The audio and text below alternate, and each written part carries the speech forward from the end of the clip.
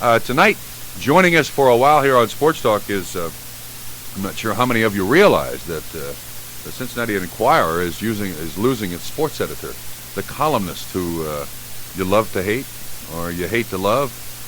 One week you like him, the next week, I'm canceling my subscription. Is moving on. If that man ever prints another word in the Cincinnati Enquirer, I am lining my birdcage with a paper before I read it as opposed to after I read it.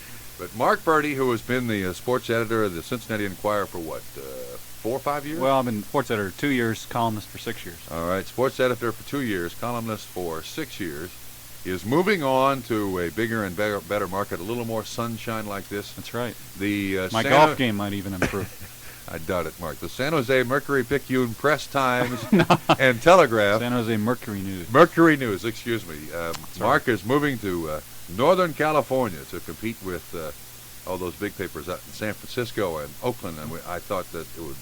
San Jose is bigger than one of the San Francisco papers and the Oakland papers. So this is a move up. Oh, very definitely. In your estimation. In my, of course. But I thought it would be terrible if Mark got out of town before we didn't have a chance to talk to him about what it's like being, first of all, a sports editor with competition from USA Today and newspapers dying here and there.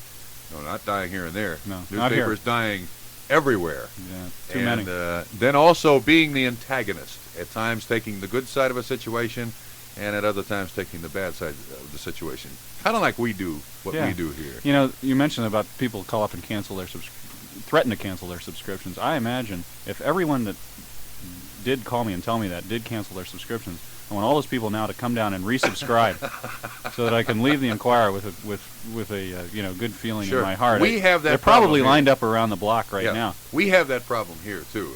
The general manager of our station, the beloved Dave Martin, occasionally gets letters and postcards, and I think whatever the opposite of a love letter is, he gets. Yeah, but what do they do? Do they send back their radio? No. They're going to boycott sponsors. Oh, they're never going to listen to the station again. I don't know what I'm talking about. I agree in that instance. I mean, if that's the reason you want them to fire me, that's why I'm working here, because I don't know what I'm talking about. But what made you suddenly look somewhere else? Why move on? Well, I wasn't looking somewhere else in the first place. These people were nice enough to call me in February and had me out there to talk to me about a job. And over the last 6 years, I've probably talked seriously with 3 different people about moving. Last time I seriously considered a job offer of this type was 2 years, 2.5, 3 years ago. And, where? Would you mind saying? I guess not. Denver. And came somewhat close that time, but determined that I liked Cincinnati and wanted to stay at that time I'd only been at the Enquirer 4 years and thought that was probably a little too quick to make a move. This time these people were nice enough to call me. They had me out there. I liked the operation. The staff out there is quite a bit larger than ours. They have 31 people. We have 18 here, for example. And plus the Bay Area is a very exciting place to write sports. And but at that time, I realized I'm very lucky what I have here, and at that time I did tell them no, I didn't think I was interested. They came back, and matter of fact, the editor of the paper flew here. This wasn't the only reason he was in the Midwest, but he was in the Midwest on another matter, and he flew here and made another presentation. Made me an offer that was just really difficult to refuse, and at that point I felt that. For my family, for myself, and sometimes I don't know how you do this every night, but writing a column every day, sometimes you find yourself getting in certain ruts. Not so much that because the job's terrible, but just because you find yourself writing about the same things over and over again and trying to find new angles on them. And sometimes you can't find new angles on them. Sometimes you sit there and you say, didn't I write this 4 years ago? And so this is going to be like kind of going out there and going through a whole new cafeteria line. Yeah. I understand. Here, there's something new, and we're gonna have fun out there. Plus the fact that in the winter when I leave now, my wife won't have to shovel the walk by her when I'm gone. And believe me, she lets me know that. Here I am in Florida, and she's shoveling the walk here. Yeah, let me update you. Gary Player shot 69-72, a 141. He was the medalist today at Clovernook, he certainly will qualify for the U.S. Open. His son, you mentioned his son, I think played in Memphis in the qualifier there. Yeah, and know, Arnold Palmer played in up near Cleveland in the qualifier up there. They look around for spots where there are the most spots available, I suppose. Yeah, where they think they can beat everybody. Yeah, why should Gary Player have to suffer the indignation of qualifying for the U.S. Open? I don't know. That's a very good question. I think that's a dumb rule. I think anybody who wins the U.S. Open ought to be like the Masters. If you win it once, you get in automatically. The USGA, as you know, the PGA does not run the U.S. Open. The United States Golf Association does. Their logic is, well, just because a guy won it 25 years ago, he's going to keep out maybe a kid who qualifies in Cincinnati who's a real hot shot, and he's going to keep that guy out of the field if we put him there. And their logic is, you got to be good now to get in that. So I think I don't buy that, though. Well, I think that kid has no chance of winning, and so he gets his name in the roster of the U.S. Open. Well, you can say he has no chance of winning, but he can have a miraculous. Lee Trevino got in the U.S. Open for the first time through the local qualifying, and did very well. Ralph Landrum, the same reason. Now, last year he did very well qualifying up through the ranks. Well, wait. Well, I think it's a dumb rule because I think the fans who pay, I think it's now $18 or $20 to get in to see the darn thing. They don't. I mean, Ralph Landrum, I love you, you knucklehead. But people are paying money to see Arnold Palmer and Gary Palmer, not Ralph Landrum at this Gary point. Player, you're right. Who'd I say? Arnold Palmer and Gary Palmer. Oh, I'm sorry, Arnold Palmer and Gary Player. Yeah. See, that's why you're in radio and I'm in newspapers. That has nothing to do with it. But anyway, I think that's true. I think the people that want to see this thing want to see those players. And do you have any idea what number Open this is, though? Is it the 50th, 56th, 57th? Oh no! In history? Yeah. Oh, it's well over 75. All right. It's 80. My point is, if they've had 100 U.S. Opens, you probably can't have more than 25 U.S. Open winners available and playing professional golf. So that's 25 places you put there. Big deal. Yeah. Well, so expand it at the other end. Let these guys have a chance. Well, I agree, but you and I basically agree. But I'm thinking of the fans.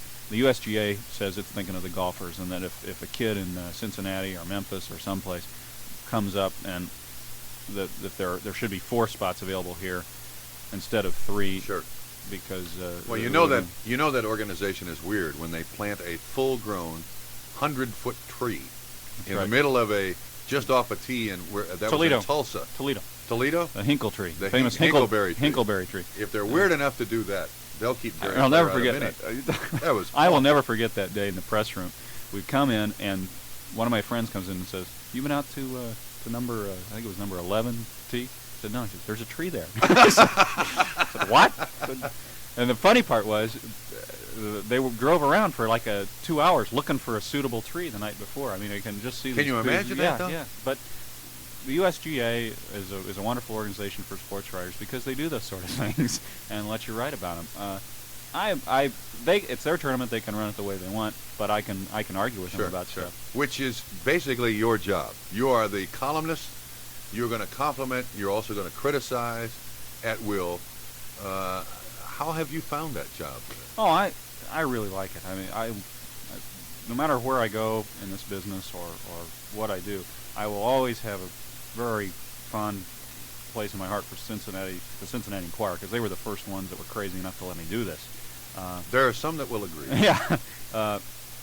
I like sitting around and arguing about sports, just like you do here on the air. Mm-hmm. When I'm writing a column, I try to imagine myself sitting in somebody's living room or at the family reunion and picnic or in a saloon on the next bar stool, arguing with somebody about the U.S. Open, the Reds, the Bengals, whatever. And I try to focus my columns in that respect. I really like my job because of that. I have a lot of fun with it, and I never take it personally when someone disagrees with me because that's their right. That's the nature of your business. That's what makes America great. Exactly. Mark Purdy is our guest. This is Sports Talk, and tonight, for the first time in about 2 weeks, we do have enough time to talk with you. The Reds play in Los Angeles. 7:50 will be broadcast time. First pitch, 8:20. 6:25 on this spectacular day in Cincinnati. Let's can this and save it. Just take a little part of it sometime later on in the summer, when it's so humid that birds can't fly. Our guest with us presently is Mark Purdy, exiting sports editor of the Cincinnati Enquirer. But as I said during the commercial there, Mark, I have a real concern for you out there. Well, I'm glad. I'm glad you're concerned, but tell me why. Yeah, you're, if I were to characterize the writing of Mark Purdy, you're a down-home kid, family man. You rely on the donut. Don't mind poking fun at yourself and going back to your roots, as they say in the business. You were the hole in the infield. Hole in the middle of the infield. That's why the coach called you the donut. Right. When you get to California, and I realize, of course, that you've spent time in California, right. so it's not as if this is a right. foreign country, right. although it is. You're judged by a different meter out there. My concern for you is the same that I would have for Nick Clooney, that his homespun country. Let me finish. Okay. Introspective look at a news story, or relying on the hokey at times to make a story effective. California eats people up like that. I mean, they have sprays to put on people like that. They get rid of people like that. And you're out there with, I don't know that Northern California is any different than this city whatsoever, but they think they're different. They're progressive. They think they're progressive thinking, and if it's not an original thought from Northern California, it's not a thought to think about. New York is somewhere where it's cold and bustly. Out there, it's hot tubs and 50 mile per gallon cars and things like that. And where are we going this week for the wine tasting party? Yeah. My concern is that you got to be hard news out there. You got to bust heads out there.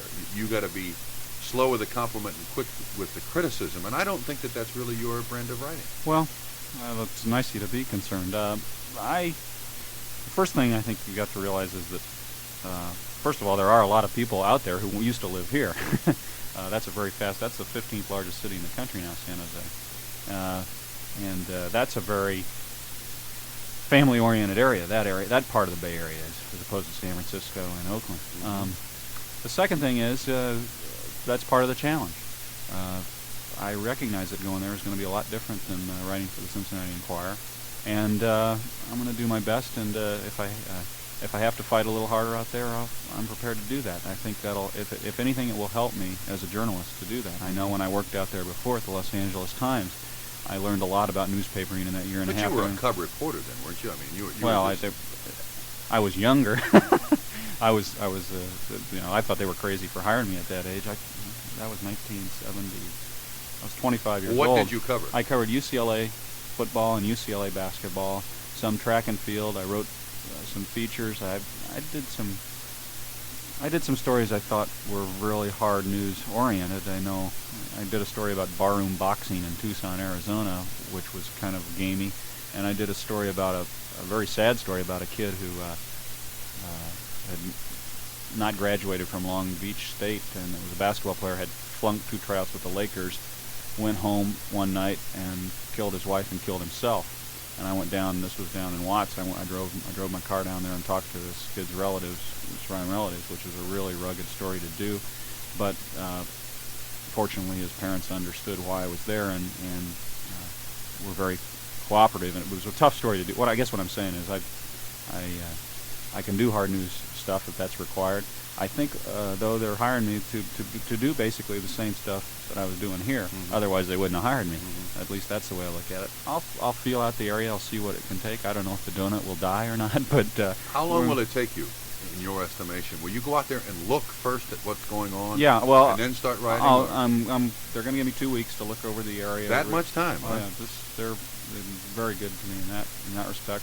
And then they expect me to start writing around second week of July, I guess. I'm being facetious. 2 weeks to get accustomed to the San Francisco earthquakes and whatever else is I'll tell you what, on. I know I'll be there 3 days and I'll want to write, so it'll be tough for me to hold back.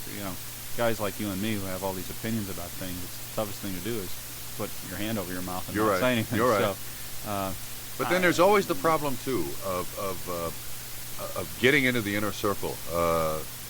Well, now see, being accepted by people out there in that sports community. Well, but here again, we got an advantage because fortunately the contacts I developed here, some of them carry over there. I've already met a lot of people from this area who moved out there. Mm-hmm. Sam Weish has briefed me on the 49ers staff. Bill Walsh, of course, I know from when he was here. Sure. Frank Robinson, former Red, is managing the Giants. Joe Morgan is playing for the Oakland A's. You've already got in other words, what I'm saying is I've already got kind of a base of people that I can go to and get a straight answer from, I believe. But doesn't that make you beholden to those people? If that's always been a concern of mine, moving to another city and doing this program, that whoever I'm first introduced to or introduced through to be the contact with the Oakland A's or the San Francisco Giants or the San Francisco 49ers, that the first time you want to step on that guy's toes, wait a minute, this is the guy that introduced me around. Yeah. Well, that's the risk you got to take. I think those guys I've just mentioned, Frank Robinson, Bill Walsh, Joe Morgan, those guys certainly understand that if they mess up, they deserve to be criticized for it. That's one reason that I admire those guys. They aren't gonna think you write only roses about them all the time. I know that doesn't work. Plus, the other thing is I've gone through this before, the same thing here when I came here, and so I think it'll be a little easier out there. I'm gonna have some fun out there. I'll tell you. It's I think that area is a great area ripe for sports commentary, and I'm ready to bounce some thoughts off people. But you know what? The other concern I have for you is that you're going to have a segment of society who is tuned into sports. You've got a segment of society who works in Silicon Valley, and these guys talk in a language that you and I are not familiar with. Here we talk about hackers as a guy who has an 18 handicap, and out there they got clubs for hackers who deal in computers. And then you've got the Back Bay San Francisco watch your sophisticates, and then you've got the people who go from hot tub to hot tub, from white wine to white wine, from tea party to tea party. You've got a lot of people who eat quiche out there. Yes, but we only quiche. But I think that's going to be part of the adventure. But you can't change it. That's the problem. I mean, I also think this town is more diverse than a lot of people give it credit for. Sure. I mean, here we got the P&G execs who are very, by reputation at any rate, straight-laced. You've got the but they lie. They're not. They're down there rooting with their faces. Well, okay. Well, so the Silicon Valley execs are too, I'm sure. You've got the Kentucky fans who are quite a bit different. I think you'll agree from the from anything. Just name anything. Okay. I was trying to from golf fans. Okay. You've got the people who live in Mount Adams who are a lot different than the people who live on the west side of town. I'm glad you're concerned, but that's going to be part of the adventure. Sure. As I say, learning the area, see what works, see what doesn't, and I guess I look at it this way, though. If I flop, I'll just become a talk show host. Yeah. Damn you, Purdy. I look at it this way. Ernest Hemingway can move from Evanston, Illinois, or wherever he was born, to Cuba and still be the same writer. I'm not sure that Mark Purdy is allowed. Wait a minute. You're comparing me to No, it's just that you'll go out there and you said it's a challenge. You got other things to look at. I'm not sure that Mark Purdy moving from Cincinnati to San Jose, and then you all of a sudden, well, I got to fit in this way. I don't plan to change the way I write. Don't get me wrong. I mean, I write the same way. I mean, people were saying when I left Los Angeles, people were saying, "Why do you want to go to Cincinnati? Your writing won't work in Cincinnati." People said that to me. They said, "You're doing well here in L.A. Why do you want to leave?" What was your answer? My answer was I wanted to go to Cincinnati and write a sports column, and I had a very good offer here, and I'm also from Ohio. I wanted to come here and try this. Now I want to go and try this. What if Mom and Dad Purdy said? Mom and Dad Purdy are solidly behind me. I guess Dad has promised Mom she can come out and see the grandkids twice a year, so that's all she needed to hear. That much, huh? Yeah. So we're in good shape. I will miss my hometown of Salina. I'll miss the Club Tenderloins at. And what's the festival they have there? The Lake Festival. The Salina Lake Festival. Should we make the announcement? No, I can't make it yet. Okay, I've certainly got a standing invitation. Yeah, you have a lot of fans up there, Bob. I think you go up there and they'll buy you What, you have a beer sponsor? Yes, but I don't drink beer. Oh, so, okay. Well, they'll buy you that's whatever all right, you that's want all all night long. Mark Purdy is our guest. This is Sports Talk. We're going to continue here. He is the exiting editor, sports editor of the Cincinnati Enquirer, heading for the San Jose. What was it? Mercury Times Picayune Pentagraphs. News. Yes, that's right. 22 minutes before the hour of 7. With us, what? No. Just music. I got you. Mark Purdy is our guest. He's going to San Jose, and we've got plenty of phone calls. But Mark, tell me quickly. We've seen around the country an awful lot of newspapers dying on the vine, and you and I have had this conversation many times over the last couple of years about the content of the Cincinnati Enquirer sports section, or the content of the Cincinnati Post sports section.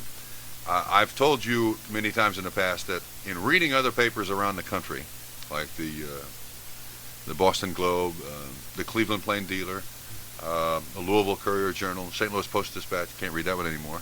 No, they're afternoon now. They're Chicago Tribune, New York Daily Times, New York Times Daily News. That Salina Daily Standard. There you go. The Springfield Panagraph. In my estimation, over the last couple of 3 years, even though you made a terrific effort, I can't tell you why. I've never gotten the feeling that this sports page is measured up. And you've tried to explain it to me that you just simply don't have the space. But where is the now? I know that you were a big fighter for this sports page. Now that you're leaving, where's it going to go? Oh, it'll probably get better now that I'm leaving. No, you had some clout over there. You tried desperately to expand it. Well, I'd like to think that we're better now than we were 2 years ago when I became sports editor. I don't know that that's true. That's up to readers, and you're a reader, so you have the right to judge that. The basic problem all sports sections have faced is there's a lot more sports going on now, and our space hasn't increased much. For one thing, now it just doubled the number of athletes when girls' high school sports became popular, and now we got to cover twice as many high school athletes, basically, with the same number of people in the same number of space. That's one problem. Another problem is that because newspapers in general have had some economic troubles in terms of advertising and so forth, the space is not as great as we'd like it to be in a lot of places. So we've had to condense things and maybe not get in as much about each individual thing as we'd like. But the situation here at the Cincinnati Enquirer, I think, is pretty good. I think the things that I believe, the things we ought to cover and do a good job on, we do cover and do a good job on. The events and the sports that I know some people would like more coverage on, for example, the NBA. We don't do as much with the NBA as a lot of papers, or the National Hockey League. Those are events that, according to our readership surveys, not a whole lot of people in this town care about. Those people will tell you, well, if you wrote more about it, more people would care about it. Yeah. But what is the list? Those are the decisions that those are the tough decisions that have to be made. What are the priorities sports-wise that you follow? If you were to make a list of 1 through 5, the top 5 in this town. Yes, in this town, number 1 is Reds. Reds, even when the Bengals are good and the Reds are bad, more people are interested in the Reds. I think just because of the tradition in this town in baseball. Second is the Bengals. Third is high school sports. Third is high school sports. It shows up in our surveys. It shows up in the phone calls and reaction we get. It shows up in a number of ways. More people in this town are interested in reading about their high school than they are in reading about their college. It's a phenomenon in this town, and I think it holds true. If you notice, a lot of people, for example, somebody who goes to Elder High School will then go to the University of Cincinnati or Xavier. They'll go back to Elder High School football games. They won't go to UC football. Their UC football games, and that shows up in everything that all the surveys we do and so forth. So high school sports is third in this town. That's why we've been given it a lot of space recently over there. Fourth, I think, is college sports in general. If you wanted to, and that's another tough area for us because we have the University of Cincinnati to cover. In basketball, we have Xavier University. We have Miami University up the road. We have the University of Kentucky. We have Ohio State University. And in football, we try to cover Notre Dame because of the local interest there. Well, all those people play in different conferences. So not only are we covering all these different teams, we're covering different conferences. We only have 18 people on our staff, and it's difficult on Saturdays to get out to all the games we want to get out to. And the interest in college basketball and college football is so fragmented in this town. It's tough sometimes to figure out, what to get, what story to put on the front page. Sure. Below college sports in general, I guess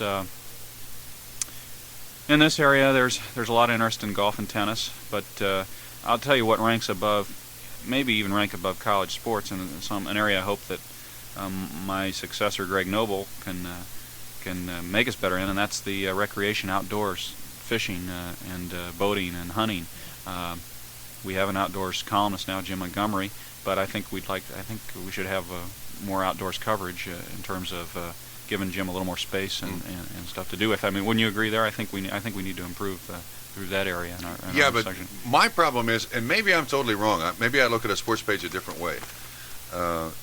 In the USA Today, which is a great sports section. Yeah, they deal with a lot of stories, but at least there's enough there that you can get the taste of the story. You can understand what's going on, as opposed to just a headline backed by the scores and a picture of somebody. And I realize once again the look space at the amount of space they have versus the amount of space we have. They have 50 people, 40 to 50 people on their staff. We have 18. I mean, I'm not going to make excuses. They do, because given all that, they still do a wonderful job. Yeah, but my point is, in looking at a sports page, I am more interested, or maybe I'm different than anybody else. I could care less about the scores of the game, and I'm more interested in the comments, commentaries, diatribes by this writer or that writer. Well, USA Today doesn't have that. USA Today has no. Once a day, they go into a story which is more times than not it's an editorial, but it covers a sport. Like today, it's gymnasts won't take tumble. I don't think there's any opinion in that, though. Well, that's true, but most of the time it's an analysis. That's what I like. Okay. I'm looking for a different viewpoint. Maybe I'm different than other people that read a sports page. I don't know. You read it about the 5th grade level? Is that it? I think you're probably pretty typical. Look, I believe me. I think the worst. Okay, I know you will. I'm only in town another week. The worst thing a sports editor can do is be smug about his section, and I was never smug about this. I still think this section can be improved, and as I say, my successor will probably do a much better job than I at it. But I do think over the last 2 years, we had some improvements in the section. I've tried to make the section a little more fun to read, and tried to get a little more inside information into certain things. But we have to recognize there are certain things we can do with 18 people that, in other words, let me put it this way, there are certain things USA Today can do with 40 to 50 people that we can't do with 18 people, and we try to do the best job we can with what we have. And I think we've, for example, I think the LPGA Championship is an example. We try to cover that right. I think we do. Yeah, but you know what was missing in that entire thing? Okay. No, I don't know. But I have a feeling you're going to tell me. No, the entire week building up to the LPGA Championship. Oh, the $500,000? Yes, one day afterwards, she's not even there. Yeah. I really want to know her story. I want to know why it was. I think because she generally plays this sports very well. Well, we had a comment from her in today after the round, but you wanted to read about it beforehand. Absolutely. I want to know where she left it, how she lost it. And, you know, we're talking about $500,000. I think that's a legitimate point, but you know that again, there's some reluctance, I think, on newspapers' part to do that because we think that might be an artificially created story. In other words, somebody's put up this money just to get publicity. In other words, maybe a publicity-oriented move. And is it really news?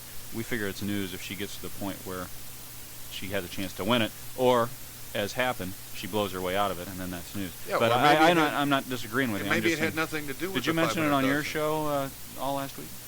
About Joanne Carner? Going for the $500,000? No. Okay. I mean. But you did in the newspaper. You did. But we're a reaction. We're not an action.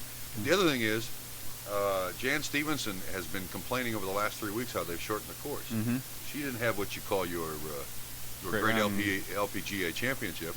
I wonder what her reaction was as to. Well, we had quotes from her after the round today too, yesterday too. But I'm not disagreeing with you. I'm just saying that sometimes when you're out there and trying to figure out what to write about, there are 10 stories and you can only do 3. And we miss an awful lot of stories too. I mean, I don't want to say that we're perfect and you're not. I don't think you've ever said that, have you? I'll never live up to it. You're right all the time, but you're not perfect. Is that right? Mark Purdy, our guest from the Cincinnati Enquirer, soon to be the San Jose, what was it, Mercury News. Mercury News, yes, we'll get that right. Will I be able to pick up the big one out there? Absolutely, absolutely. Tonight? Just erect a 600-foot tower and point it this direction. We'll keep you informed. News on the hour. We'll continue sports talk after this news preview with Don Webb. Thank you, Bob. The president talked to the Irish Parliament today.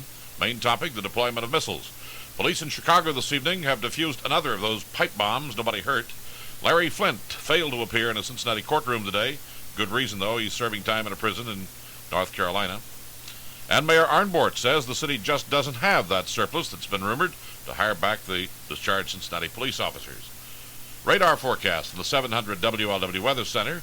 Mostly cloudy skies tonight, low 56. Tomorrow, variable cloudiness, high 85. Tomorrow night, mostly cloudy, a slight chance of some showers, thunderstorms, low 66. And for Wednesday, variably cloudy with scattered afternoon or evening showers and thunderstorms.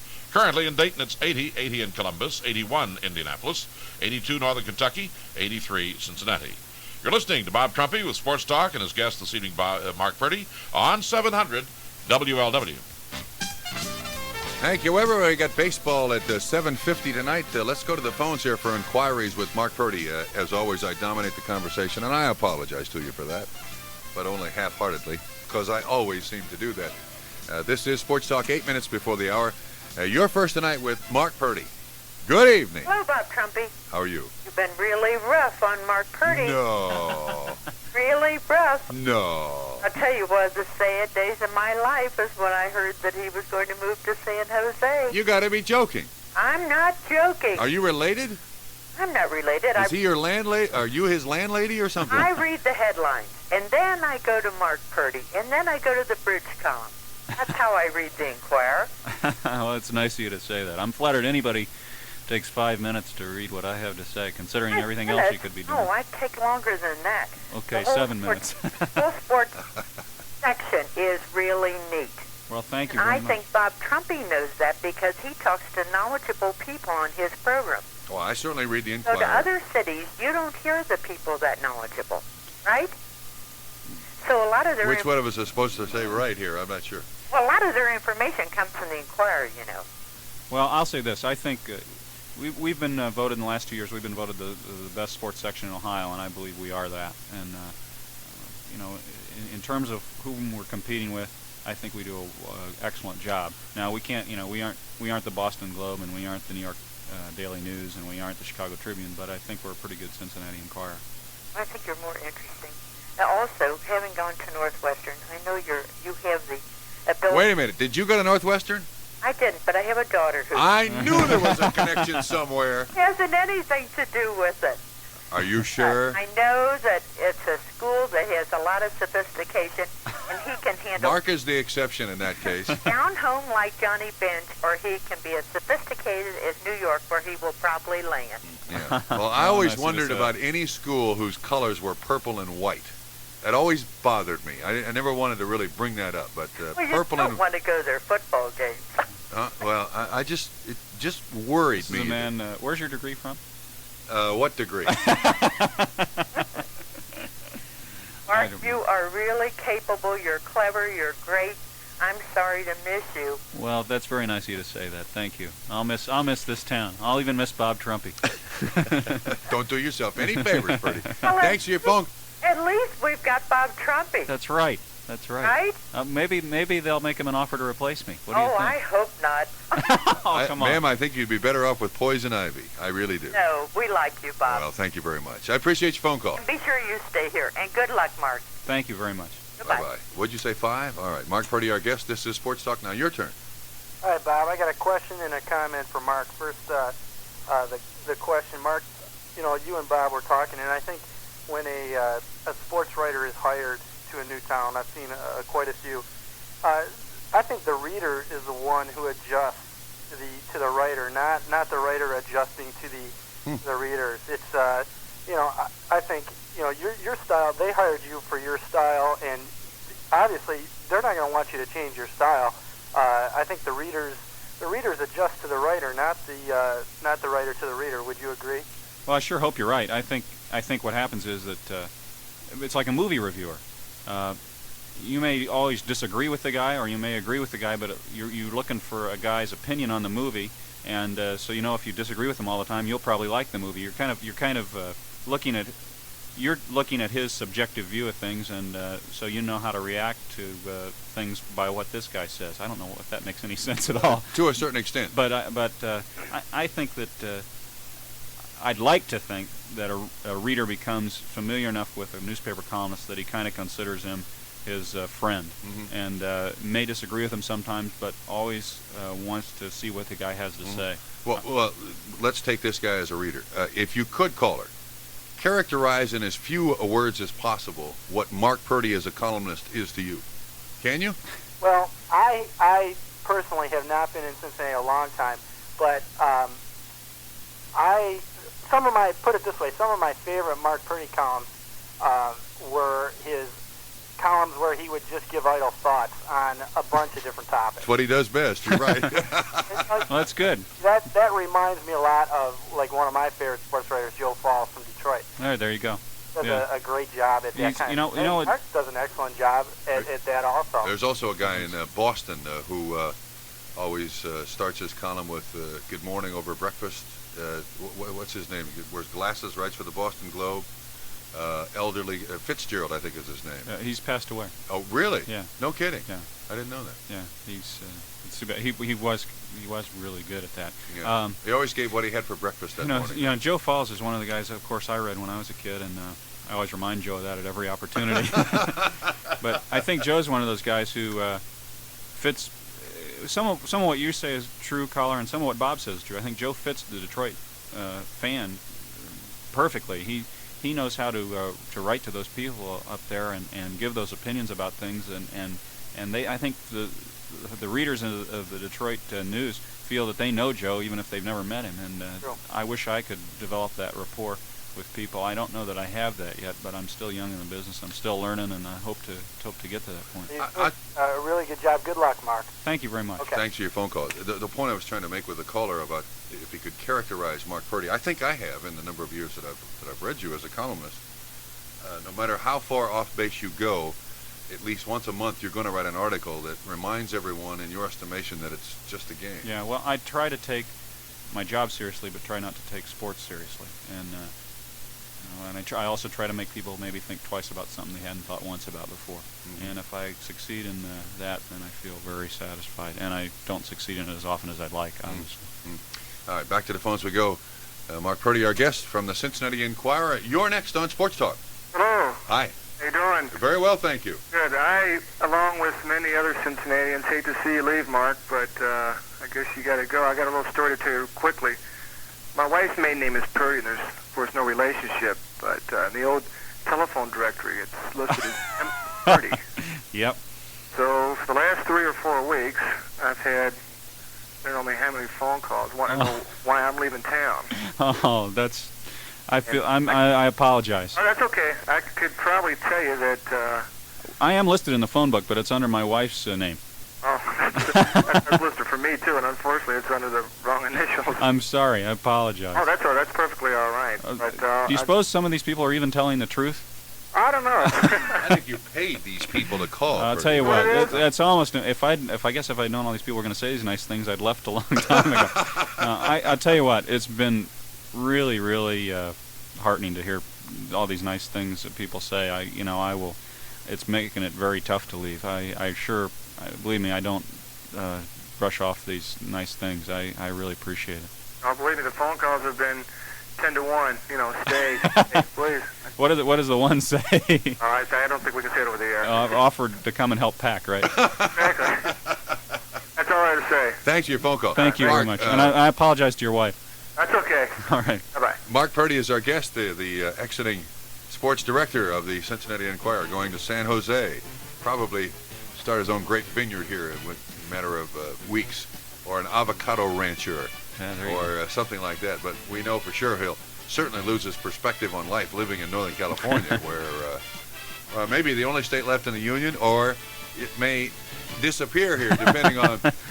We'll know one thing, it's not San Andreas' fault, right? Right. It might be Mark Purdy's fault. 7 o'clock on 700 WLW. We have news on the hour. We'll continue with Mark Purdy after this, but first, Don Webb. Thanks, Bob, and good Good evening. Well, the radar forecast indicates we're going to have some partly cloudy skies overnight, low of 56. Then tomorrow, the mercury will climb up to 85 again.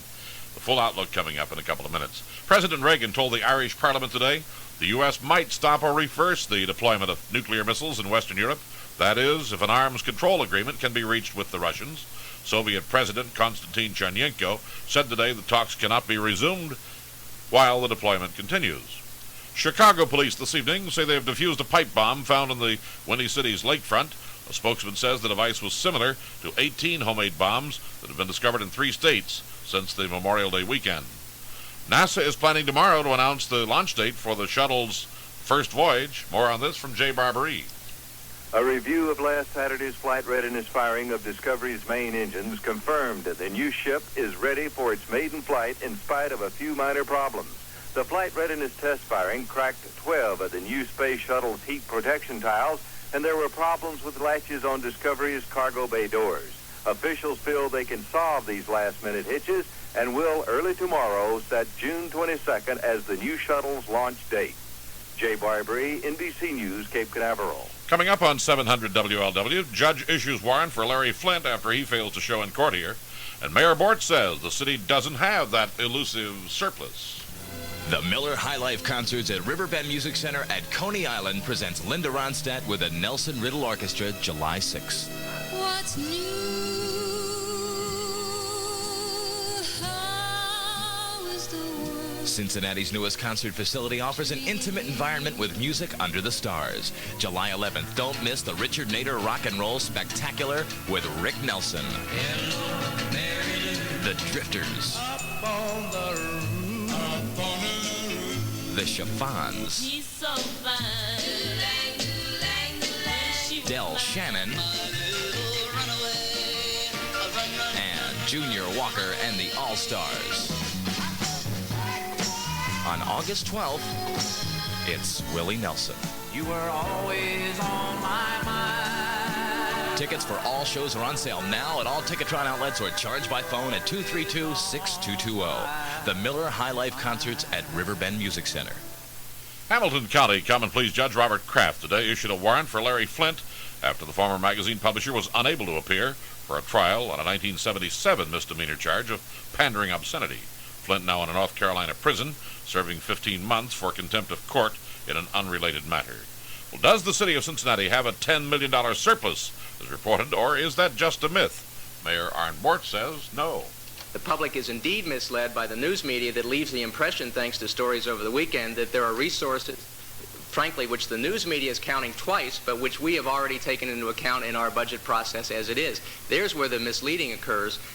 So, don't look for those 42 laid-off Cincinnati policemen to be hired back. State legal experts say they're uncertain just how and when they can withdraw the state's 21 congressional districts to meet equal population requirements. Questioning followed a decision by the U.S. Supreme Court's decision to let stand the lower court's ruling invalidating the districts. Will note authorities using dogs, copters, and planes to search a wooded area near the North Carolina-Virginia border after a resident reported seeing 2 escaped murder convicts in a campground area. Police can't confirm the report, but they think at least one of those 4 escapees, still at large, is in that area. I'm Bill Ridenauer, 700 WLW News. One of the kids at Honus Elementary School in Dumont, New Jersey, suffers from arthritis. So second graders planned a jelly bean contest to help raise money for the Arthritis Foundation. Kids were invited to plop down a quarter and guess the number of jelly beans in a jar. The winner would get the candy, the foundation would get the money. But one parent complained the jelly bean contest promoted gambling, and she says the school doesn't have a license. It doesn't, and New Jersey state law requires one. So the jelly bean contest was canceled. Teachers say the parent has destroyed a chance for the kids to learn a valuable lesson about helping others. Here's the radar forecast now from the 700 WLW Weather Center. Tonight, partly cloudy, low 56 degrees. Variably cloudy tomorrow with a high up to 85. Tomorrow night, mostly cloudy, slight chance of showers or thunderstorms tomorrow night with a low of 66.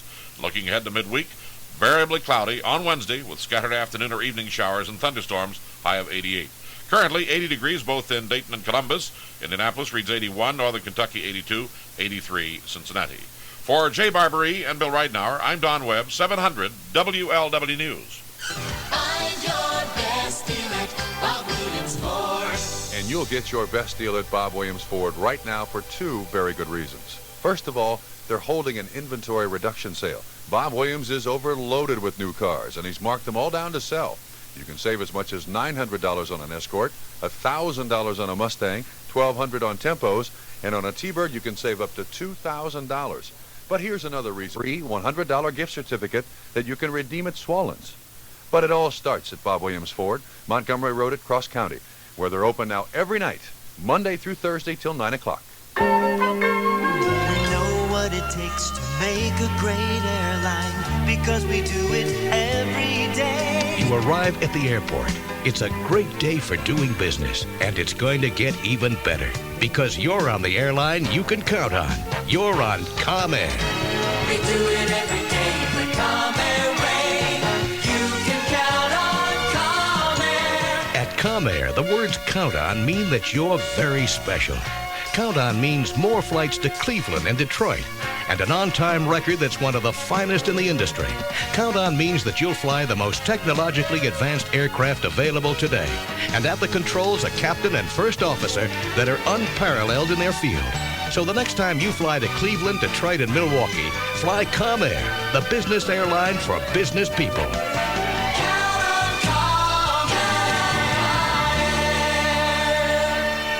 Father's Day is June 17th, and it's not too early to select a special gift for your dad from Supreme Golf Discount. Visit one of their 7 convenient locations this week and take advantage of the savings during their Swing into Spring sale. Save on Top Flight or Top Flight XL golf balls, a sleeve of 3, now just $199, or Powerbuilt Citation Persimmon drivers, normally $69, now just $39.88. Supreme Golf is also featuring 2 specials on sets of clubs. Right now, the Arnold Palmer Standard set, 8 irons, 3 woods, priced at only $349, normally $650. Or get a set of Northwesterns for only $109. Supreme Golf Discount, located in Cincinnati at the Golden Tee, I-75 and Sharon Road, in Kenwood on Montgomery next to Clausen's, in Columbus at Eastland Square on Bush Boulevard, and at the Bash Recreation Center, in Indianapolis at the Castle and Shops on East 82nd, and in Nashville. Swing into spring now at Supreme Golf Discount.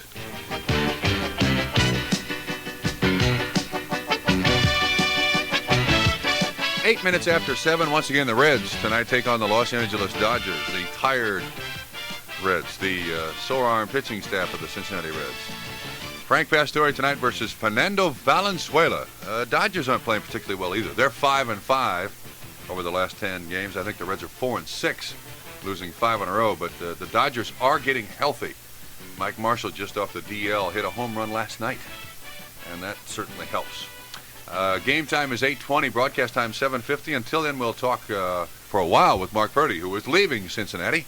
And I can't believe, excuse me, I sneezed on the air, and I can't believe we've had nothing but compliments from Mark Purdy over the years as a columnist at the Cincinnati Enquirer. What one column got you the most flack from the most people? Do you remember? I'm sure you do. I remember a few. I don't know if I could judge. Well, one thing that really got me in trouble was something I did feel kind of bad about. That was when I ripped the Bengal cheerleaders. Remember that whole deal? It suddenly became a very hot topic when the Bengals went to the Super Bowl that the cheerleaders would have to take a bus to Detroit. And I wrote this column saying I thought those cheerleaders deserved a bus to Detroit. And I'm not a big fan of cheerleaders, I guess, and well, I know I'm not.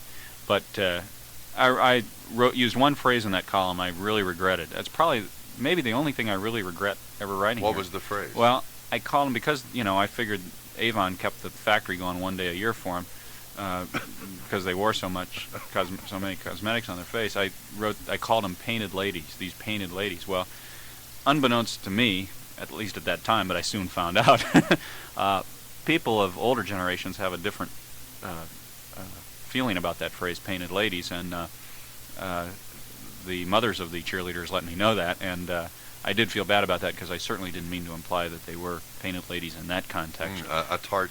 That's the way they took it. Yeah, and well, even stronger than that. Somebody that is standing on the street corner. Have you ever talked to one of the cheerleaders since then? Oh, sure. And I've talked to Shirley Bird as the coordinator, right? And she came up to me last year and complimented me on something I'd written. I was waiting for her ready to hit me, and she came up and complimented me because I in one of those opinion type columns where I just thrown out different opinions about a thing, I just expressed the opinion. I thought it was terrible that all these kids are playing in marching bands now and never learn to play marches. They're always playing disco music, and I see probably between high school, college, and football and pro games, I probably see maybe 30, 35 football games a fall, and they're always playing. They're never playing John Philip Sousa. They're always playing Flashdance or Michael Jackson, yeah, or something sure. like that. And, Star Wars. I like marches. I'm sorry, I like marches, and I think it's terrible. All these kids are growing up. Boy, you are really going to have problems in San Jose. I mean, well, I think there's a place in this world for John Philip Sousa. Do you have anything tie-dyed? No, I think I used to in college. I was a fairly hip guy in college. Bring it all out. It'll fit in on there. Do you have a skateboard? No. No. How about a sailboard? One of those windsurfing. No, but things? I think I'd like to try that. I don't know. You must get a Hobie Cat. How about a hang glider? How about one of those? Well, one of those. That can cost you though. you can't get hurt on a Hobie Cat or a windsurfer. See, but that's what I mean. I can have fun writing about that.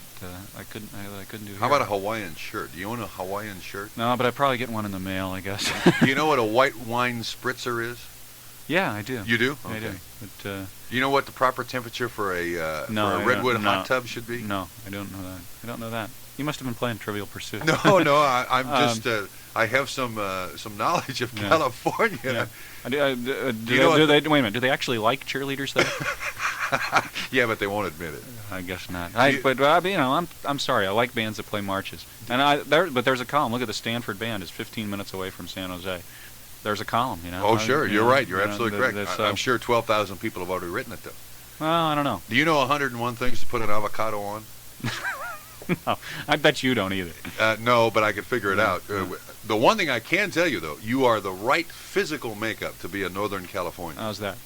Well, you don't have the rippling belly that most I'm of working them on do. it. I'm trying. Are you jogging? Do you run? I jog, but not as much now as when I had as before we had a little girl. I have a little girl at home who now gets up at 7 in the morning, so I can't. Well, go jogging with her. That would be great. Well, Put her on your back in a pack, there you go. and then run down the hills. There you go. Things like that. Yeah. Do you roller skate? No. Do you have a Walkman? I do have a Walkman. All right. Okay. Well, we're just trying to take care of the future shock. The culture. How did we shock. get on this? I was talking about cheerleaders writing columns. I got a lot of flack for that column. Did you? Because I wrote. Look, Ben Zoo, the mascot, had to go to that game, and for heaven's sake, he had to go in the back of a truck and stay all night at the zoo, and he didn't complain. These cheerleaders all complained about that, and I got a lot of flack for that. I got a lot of flack for anytime you take on the St. Kentucky. Anytime you take them on and disagree with what goes on there, you have to you take you take some flack for that. When I picked the Bengals to lose in the playoffs to the Buffalo Bills that year, as you know, the Bengals went on to the Super Bowl. I did take flack for that. But have you ever been called on the carpet by someone above you from one of the local people here in Cincinnati in the sports front offices and said, "Wait a minute, he can't write that. You got to jump on his toes"? Nobody at the Enquirer has ever told me what I should or shouldn't write, and that's another thing I'll always be grateful for here. I have had some of the greatest bosses in the world in that respect. They when if you recall in 1979, remember the infamous boycott of the Reds game? You and I went around a few times about that. That was 80. Was that 1980? That was 1980. 1980. That's right. Strike, 1980. Yes. 81 was the strike. This was the year before that. Yeah, you encouraged people not to go back to the ball game. Not to go to the ball game to express their discontent with the way the labor and management situation was developing in baseball. As we all know, the Reds had their biggest weeknight crowd of the year the night that I called for the boycott. And I suspected that Dick Wagner was set up a booth out on I-75 and was passing out tickets. That was when he called me an undertaker.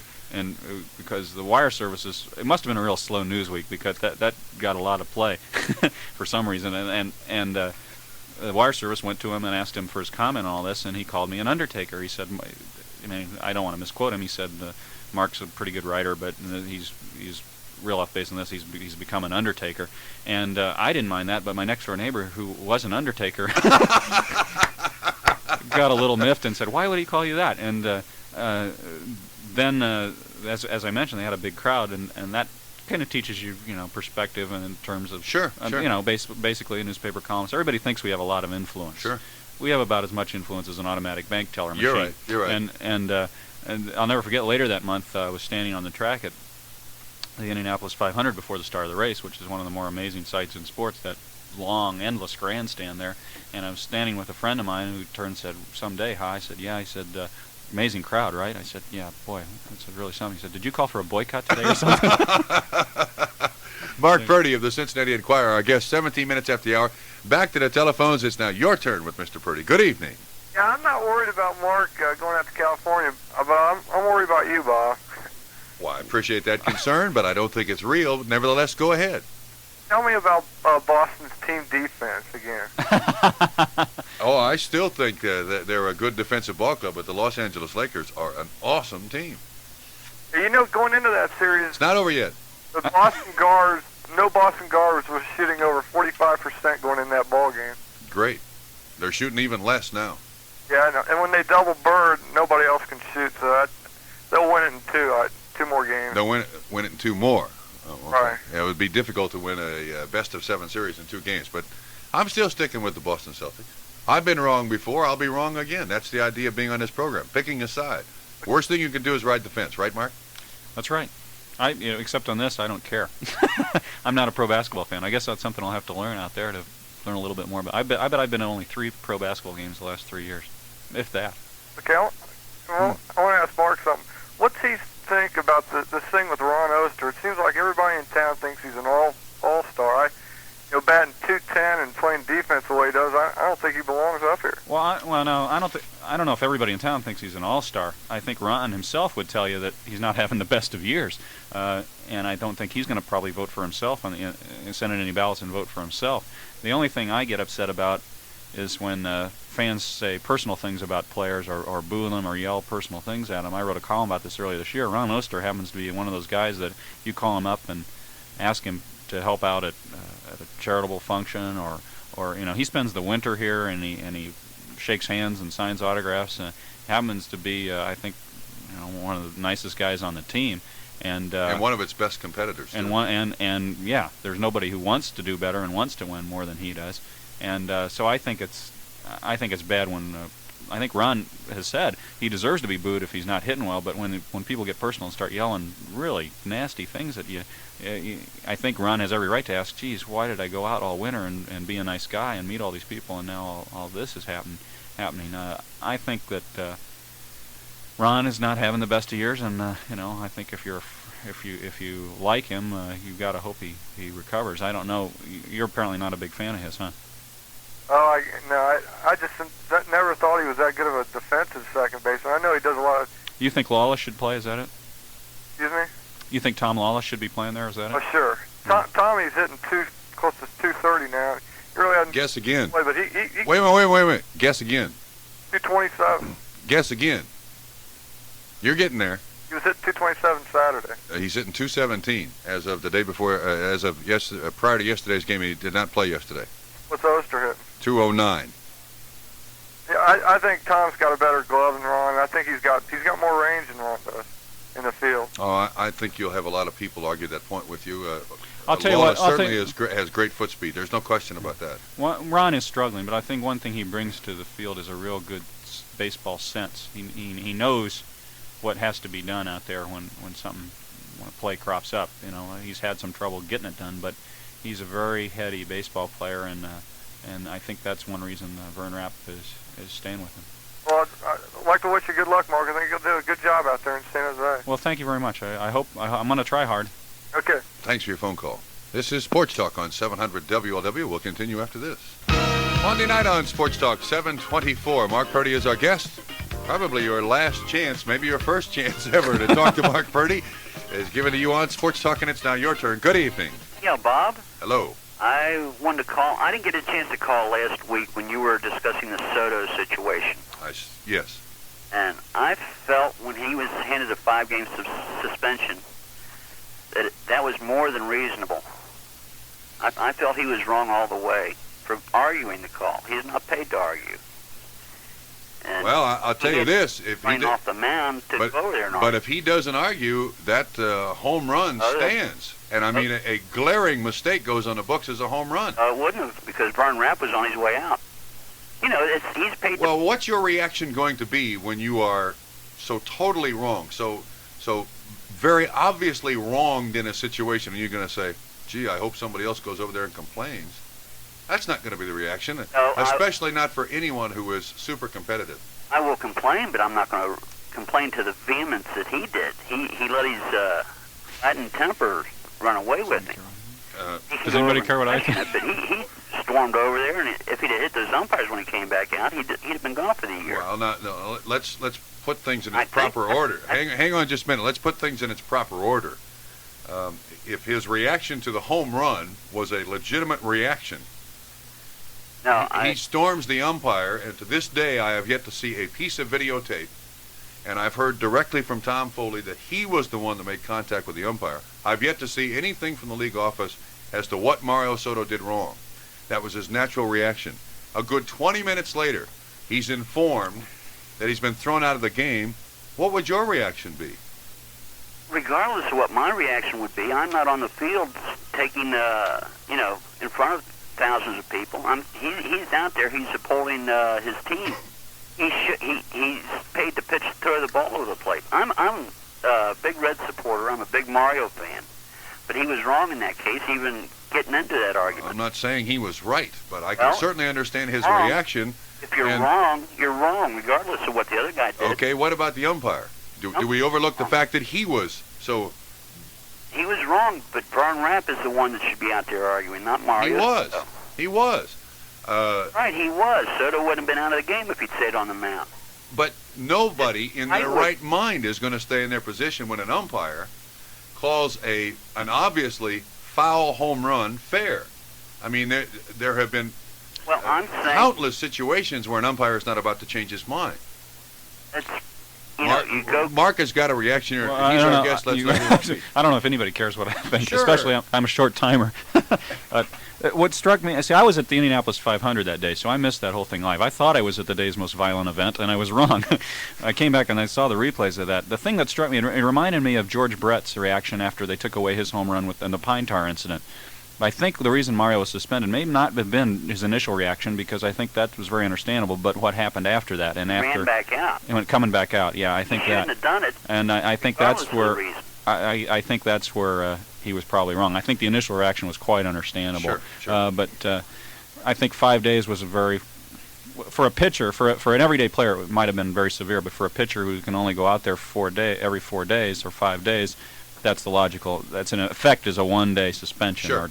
I can understand the thinking of Reds management that why prolong this and take a chance at the Reds being in the thick of things in late August, and suddenly the determination by Chub Feeney that he does deserve a suspension, and he may miss 2 starts as opposed to 1. But at the same time, submitting to the 5-day suspension and paying the fine of under $1,000 is admitting that, hey, listen, what I did was wrong and it's unforgivable. The thing that bothers me the most, Mark, is that umpired that night. Well, but I haven't heard a word about Ripley's Believe It or Not. Well, I wonder.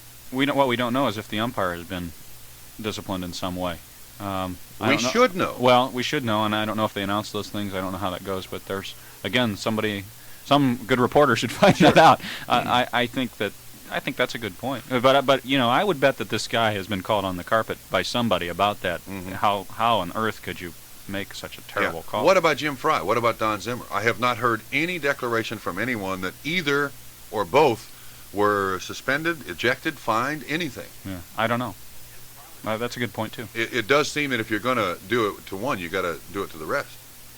Bob? What? Jim Fry was ejected from the game.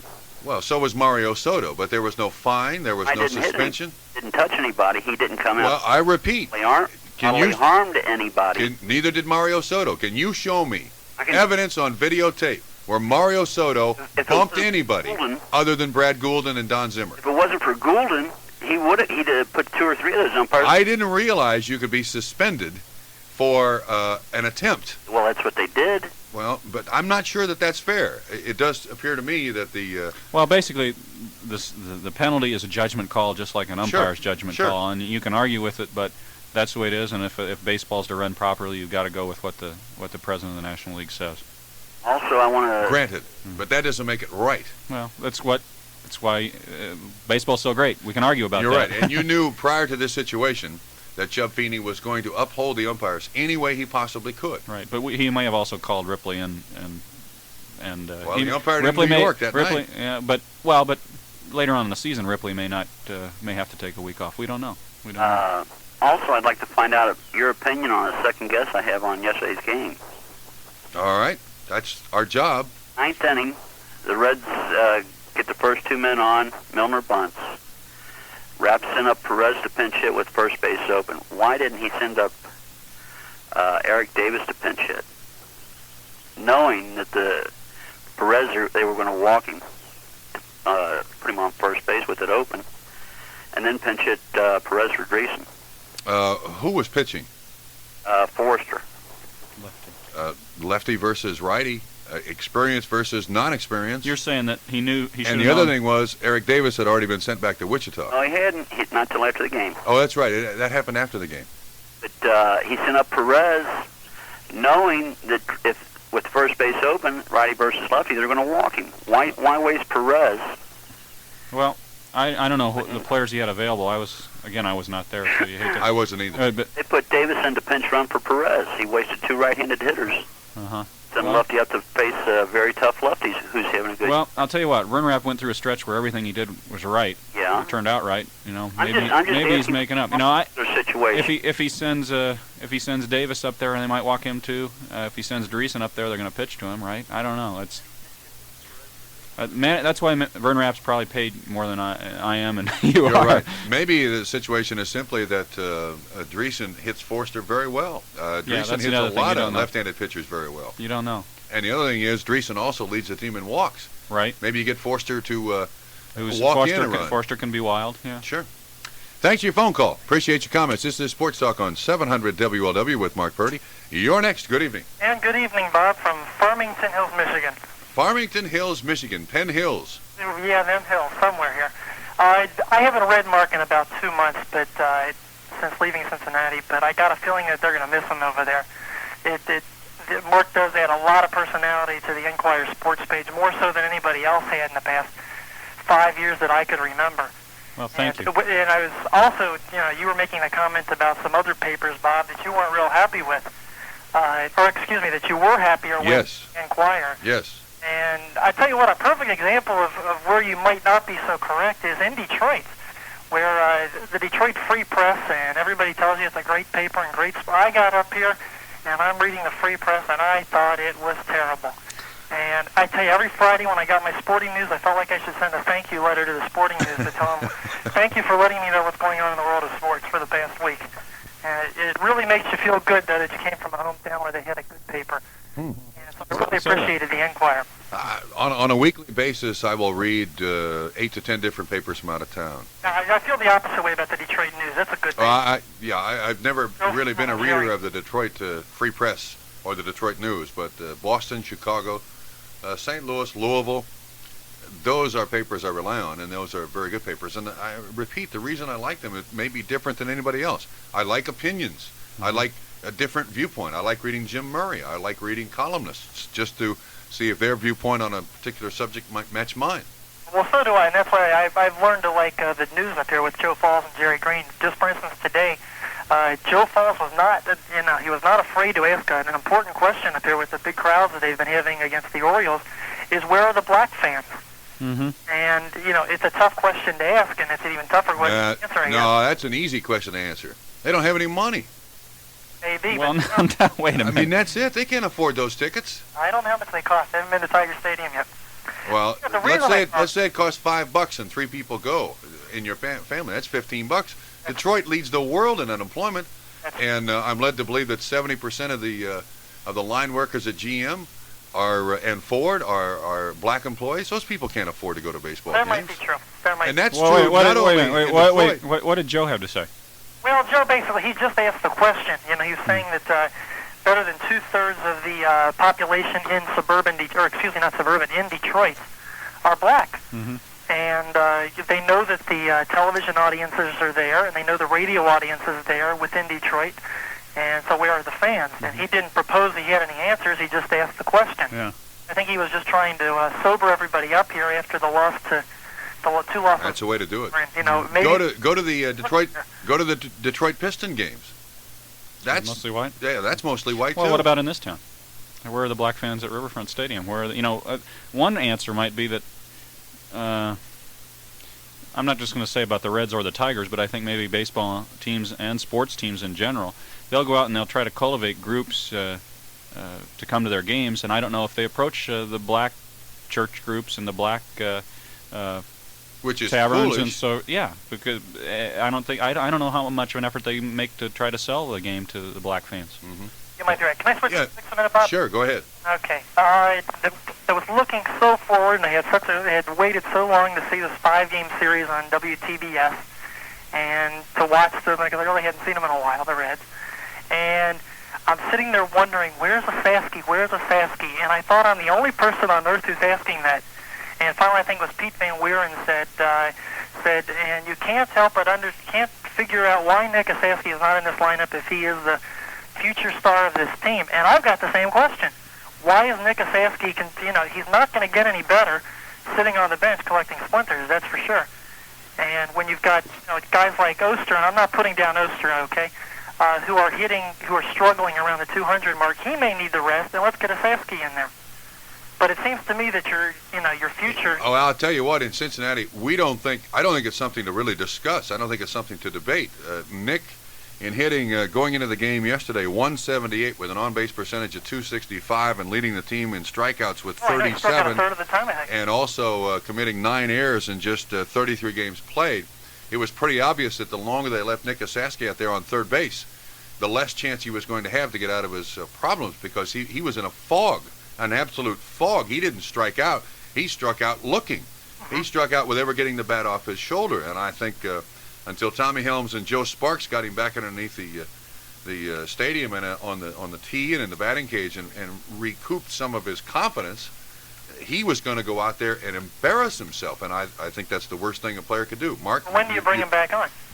He's been interspersed. Yeah, I think Vern Rapp got himself into a situation where it seemed to be working with Concepcion at third and Foley in the lineup, and things were going well, and he was reluctant then to put Nick back in there. And Nick also is really struggling. I can't remember one night I was down there. I was sitting in the stands. I wasn't in the press box, and he just looked. I think it was one night against the Pirates here. He just looked awful up there. He couldn't. I think they need to send him on a mountain retreat with Ted Kluszewski. And just let Clue work with him for like 2 weeks, intense sessions, and counter group batting, and that might work. But it's tough. It's tough for a guy like him, I'm sure, who shows such great promise to be going through something like this. But Mark, almost 2 weeks ago, and I know Bob was talking about this. The Reds moved Tommy Hume into the starting rotation to try and turn him around, just something to change it. And I think Bob was saying, and correct, I'll tell you what, that you got to get him in there, and you can't send him someplace, and you got to get him in there. Oh, but the Hume situation was a lot different. It was not the fact that he wasn't doing the job. It's just they were dinking him here and dinking him there, and then they shortened the strike zone on him. All of a sudden, he couldn't get anything over the plate. Mark, your comment about Ted Kluszewski, I think is a very key comment to Nick Sasky. The one thing now missing on this baseball team, in the form of a coach, and I'm not slighting any coach that the Reds have, but Sasky is a guy who is a power hitter. Kluszewski is a guy who is a power hitter. I'm not sure that Tommy Helms, who is in the Hall of Fame of punch and Judy hitters, you got to put Tommy Helms in there. As great a player as he was, no, he had the first Reds home run at Riverfront. I'm still going to put him in the punch and Judy Hall of Fame. He slapped it here and he slapped it there, and that was his value to every baseball team he played with. Sparks is not known as a power hitter, and Sasky's got that long sweeping swing, and that's what Kluszewski had. And he did it with Foster, he did it with Bench. If this team needs a coach to get somebody straightened out, it's got to be Ted Kluszewski. Well, I would say if the Reds keep struggling, I imagine you'll see a Sasky in there, just because what else, they haven't got anything to lose. This year it's a Sasky, remember that. Okay, he's Sasky. Sorry, I always pronounce it right when I write it in the paper. Say, listen, Birmingham Hills, thanks for your phone call. Gotta leave you. This is Sports Talk, Farmington Hills, Birmingham Hills, someplace up there in Michigan. But for you boat owners, pay attention, will you? Got a new word for you. Boat-ominium. Wonder what it is? Sure you all do. Well, this is what you'll have. A clubhouse with a bar, a health club, dressing room, showers, sauna, a beautiful swimming pool, sun deck, and tennis courts, all on the banks of the Ohio River. Yep, it's the Harbortown Yacht Club, 5001 Kellogg Avenue. You got to see this place. Harbortown Yacht Club is for owners of small runabouts, houseboats, or cabin cruisers who want to own their own docking facility. No more slip rental or winter storage. You actually own a quality docking site at a fixed price, and your investment appreciates. Resale value remains high because of the attention to detail and the association. Yes, the beauty of Harbortown Yacht Club. Financing, too, through First National Bank and Trust of Covington, and you own a part of it. See it all at Harbortown Yacht Club, 5001 Kellogg Avenue, a boat-ominium for luxury, privacy, and fun along the Ohio. Isn't it time you got away from it all? Then get away to a land where thousands of miles of rivers and streams wind through acres of tall, cool forests. Imagine yourself camping next to a waterfall. Just a few feet away, a doe is gently grazing. You're in a nature lover's paradise, where one day you spend sailing, boating, and water skiing. The next day you're biking or playing golf or tennis. And the third day you spend picnicking in the park. It's all waiting for you just a few minutes from home, right here in Ohio. Ohio, Ohio, it's you. The dream of America come true. Call 1-800-BUCKEYE for your free Ohio Getaway Travel Planner. That's 1-800-BUCKEYE. And get away. Ohio, you're in the heart of it all. A service of the Ohio Office of Travel and Tourism. If you're one of the millions of motorists who have switched from a big car to a small car, listen to this important advice. The 4 or 6-cylinder engine in your small car runs hotter and faster than the 8-cylinder engine in your old car. That's why you must use a premium motor oil in your small car's engine. The people who make Valvoline motor oil use a special blend of computer-age additives engineered to protect smaller engines. Valvoline motor oil protects small engines from thermal stress and helps them run better and longer. Now, if you still drive a big car, just remember that there's far more engine protection engineered to Valvoline motor oil than you'll ever need. Drive with the assurance that Valvoline motor oil, America's symbol of protection, is watching over you and your car. And you can get Valvoline motor oil and Valvoline filters at your nearby KOI Auto Parts stores, conveniently located near you. They are the auto parts stores where service is as good as the quality of their parts. Valvoline, the #1 motor oil in Cincinnati. Available at Kentucky Motors and all KOI Auto Parts stores.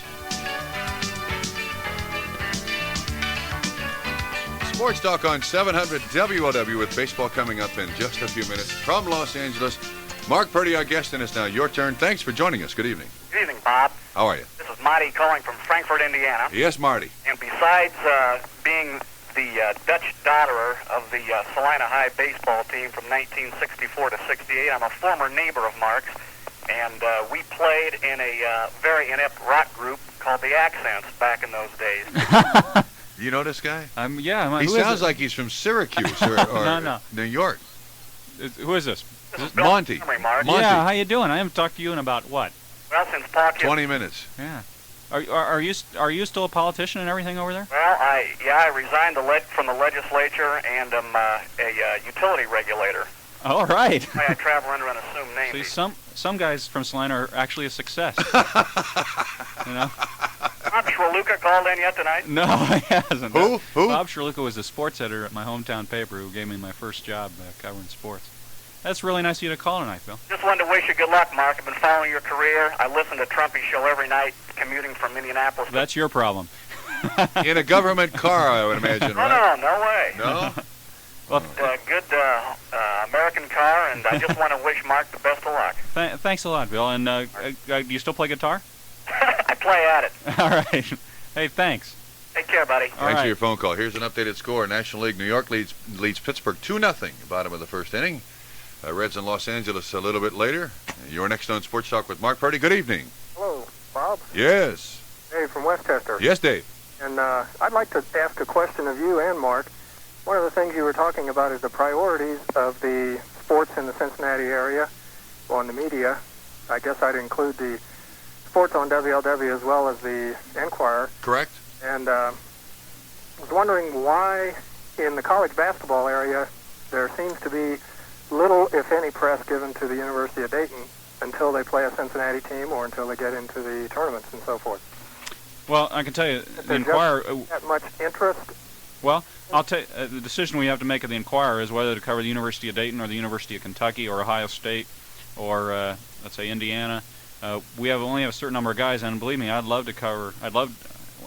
can't speak anymore because I'm not the sports editor. I'd love to have sent guys up to Dayton to cover more games. I believe we covered about 3 or 4 of their home games this year when Don Donaher set the 2000, winning number 2000. And the DePaul game I know we covered, and maybe 1 or 2 more. I'm not sure. And then of course during the tournament I believe we covered them. But too many teams around. It's tough to get to all of them. And I have trouble even finding the scores sometimes. Yeah, well, if you're living up in Westchester, you're getting our early edition, and that edition's deadline is 9:45 p.m. So you can see the problems we have with that. I'm hoping there are some rumors at our paper that our deadlines might be pushed back, and I'm hoping that comes true because it'll sure help fans like you. Yeah, caller, I think I can answer your question pretty easily, and that is, in the past, Dayton unfortunately has kind of collected an image of playing this bunch of stiffs and that bunch of stiffs, and nobody really cared about the score between Dayton and Southwest Louisiana when you had Ohio State playing Indiana or Kentucky playing Louisville. And it's not Dayton, it's Dayton and their opponent that either collects the amount of attention or neglect. And in the past, I think even you will admit that they've had some real weak sisters up there playing basketball, and they're paying the price for that now. Yes. Oh, the other thing is they play a lot of games on Saturday nights at 8 o'clock. That's our worst night as far as deadline's concerned, and we couldn't get much more than the score in the paper. Yeah. Caller, thanks a lot, though. We appreciate your phone call. Sorry to leave you so quickly. Mark, we're running out of time here quickly. We got to break for news, but best of luck out there in San Jose. And thank you. I'm sure I'll need it. I'm sure you'll come back with bleached hair. I don't know about that. Wearing nothing but Hobie Cat shirts and baggy pants and all the rest of that stuff, and have checkered tennis shoes the next time I see you. But well, I don't know. I don't have all these insults prepared for you. Well, I'll tell you what. We've had a heck of a lot of fun. I agree. In this on this show over the years. And I agree. I honestly will miss this. Well, I hope that you find some other foil out there to argue back and forth across the fence. I don't know. It'll be tough. It'll be tough to find one. Mark Purdy, who will next write his next column as a farewell column for the Cincinnati Enquirer, and then will write for the San Jose Picayune Herald, Times Leader, Mercury Pantograph, Mercury News. That's it. Right. Thanks for being here. Okay. Thank you. Have Bob. fun out there. All right, I'll try. That's Sports Talk for this evening. Baseball is up next, but first we've got news from the 700 WLW newsroom, and here with that news is Don Webb. Thanks, Bob, and good evening. Well, glancing at this radar forecast for tonight, we see the low for the evening will be 56, and the high tomorrow